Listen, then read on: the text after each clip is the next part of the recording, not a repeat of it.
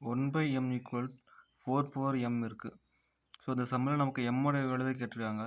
எப்படி கண்டுபிடிக்கணும்னு பார்க்கலாம். ஸோ இந்த சம்ம கவனிங்களா, இங்கே m வந்து அடுக்கில் இருக்குது. ஸோ பட் ஆனால் இங்கே m அடுக்கில் கிடையாது. அடுக்கில் வெறும் ஒன்று தான் இருக்குது. இங்கே அடிமானத்தில் m இருக்குது. ஸோ நம்ம இப்போ என்ன பண்ணலான்னா 1/m whole power 1/m. So இந்த 1/m அடுக்கில் ரெண்டு சைடுமே நம்ம ஆட் பண்ணுறோம். ஸோ இப்போ இங்கே ஆட் பண்ணியாச்சு.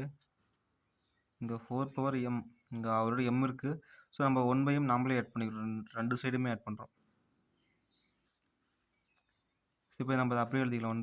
1/m அடுக்கில் 1/m.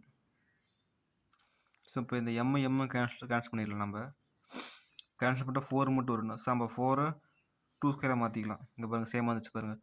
இங்கே 2 1/m. ஸோ இங்கே மேலே 2 1/m. ஸோ அப்போனா 1/m ஈக்குவல் 2ன்னு அர்த்தம். 1/m equal 2.